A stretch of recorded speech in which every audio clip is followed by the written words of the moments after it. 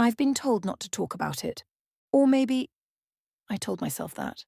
I'm not sure anymore. The memories come back like a dream I didn't mean to have. Some parts are sharp, like the wet sound of gravel under my tires. Others are smudged, like I'm remembering someone else's life.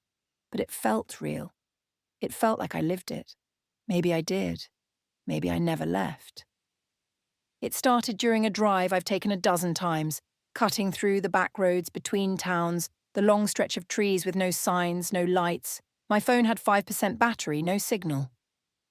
I should have stopped hours before, but the road felt endless, like it was pulling me forward.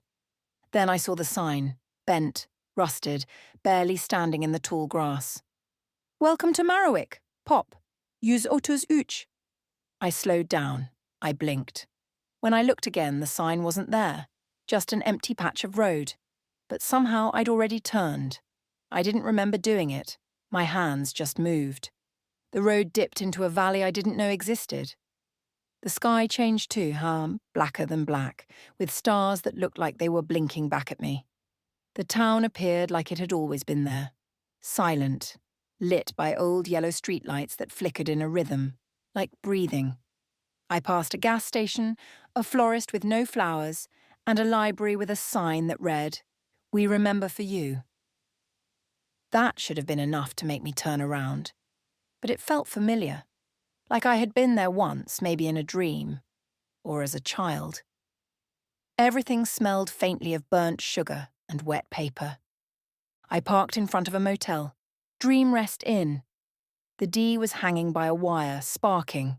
One room had its door open, room 5. Inside, the light was on, the bed made, and on the nightstand, an old cassette player hissed static like a soft whisper. There was a photo on the wall. I can't explain this part. I almost wish I'd imagined it. It was me, as a child, wearing my red coat with the broken zipper, standing in my grandmother's backyard. But I'd never seen that photo before. No one could have taken it. No one alive. I laid down, just to rest my eyes. The air in that room was warm and syrupy, like a thick fog. And then I dreamed. Or thought I did. I was in a hallway that never ended. Doors on both sides, all slightly ajar.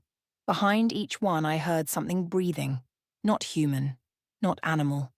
Something old. And at the end of the hallway stood a woman. Or something shaped like a woman. Her hair was long and matted like seaweed. Her face, I couldn't focus on it.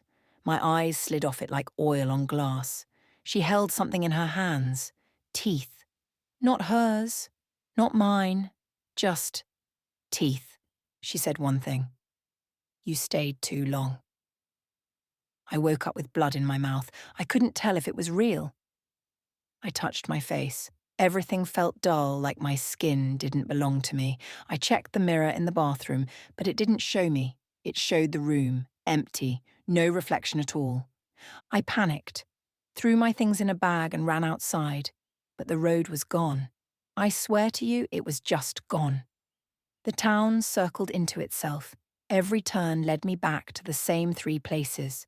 The house with the curtain, the library with no doors, and the chapel with a bell that rang without moving. There were people now. Sort of. Pale shapes drifting like mist. Their mouths were open but no sound came out. Their eyes were sewn shut.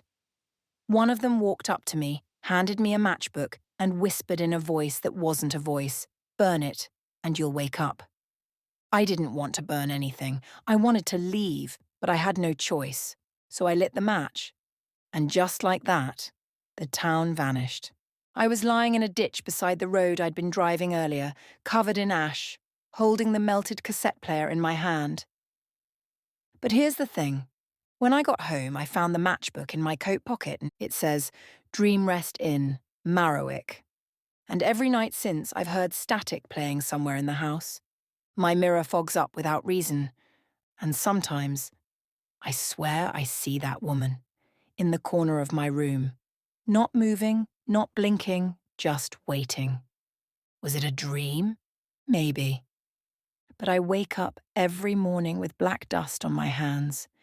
And last night, I woke up with one of my teeth in my palm.